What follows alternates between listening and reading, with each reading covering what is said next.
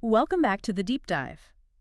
Okay, so anyone who's ever looked at their solar panels on, a really rainy day and thought, well, there goes my energy, this deep dive, it's definitely for you. Uh-huh. We're jumping into something genuinely fascinating today, a new frontier in renewables that doesn't just, tolerate the rain, it actually uses it. It really flips the script, doesn't it? Totally. And it feels tailor-made for places, with that wild, unpredictable weather. Think Rhode Island. Absolutely. A perfect test case. So, our mission today, unpack how this dual function system actually works, find out what the real advantages are, and explore what it could mean for your energy resilience. And I think it's a great chance to, cut through some of the hype you sometimes hear and really understand a genuinely groundbreaking idea, turning a limitation like rain into an asset. Okay, let's get right into it then. Rain-powered solar panels. I mean, Yeah. just saying it sounds a bit like science fiction. It does, yeah. But the core idea, as I understand it, combines the standard solar cells, the photovoltaic ones, with these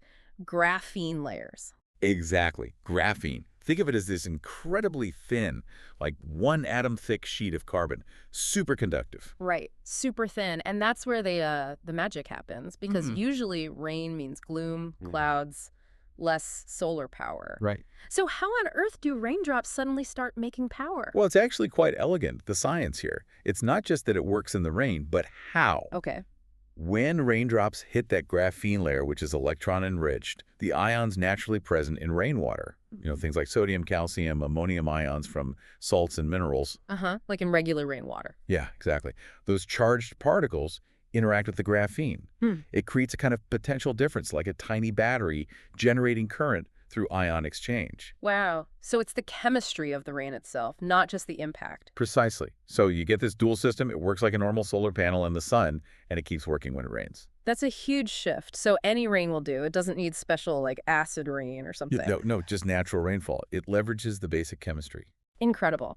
So, okay, turning a problem rain into part of the solution. Now let's talk Rhode Island. Because if you live there or anywhere similar, that variable weather, it's not just variable, is it? It's extreme sometimes. It really is. Sun, then sudden downpours, then you factor in hurricane season. Yeah, and those seem to be getting worse. I saw projections, wind speeds potentially jumping from maybe 114 mile per hour up to 123 mile per hour by 2055, plus coastal flooding threatening, what, tens of thousands of properties? And that's exactly where this tech shines.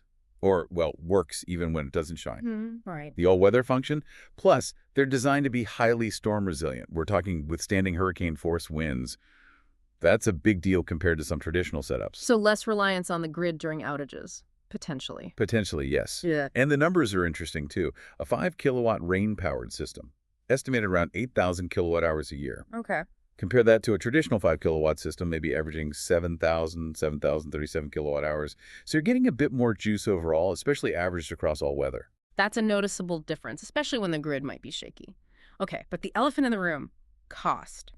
Always is, right? Yeah, always. These rain-powered ones, estimates are like $4.50 to $5 per watt. So a 5-kilowatt system, that's $22,500 to $25,000. That's the ballpark right now, yes. Compared to traditional, which is closer to, what, $3.23 a watt, maybe $16,000 for the same size system? Correct. There's definitely a premium up front.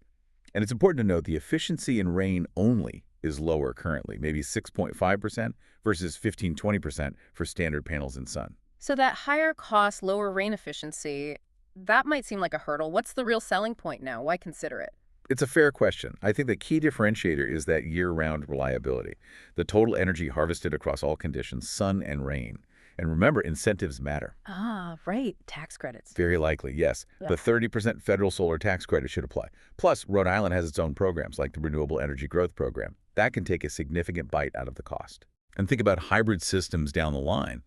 Maybe they could even shorten that solar payback period, which is, what, 7+ years usually. So you're buying resilience, essentially. And Rhode Island is leaning into solar already, right? There are some big projects. Oh, absolutely. You've got examples like Tory Plastic's big rooftop system, generating enough for like 120 homes. Wow. And Brown University's Dry Bridge Solar project that's massive, 40 megawatts, covers a huge chunk of their campus energy.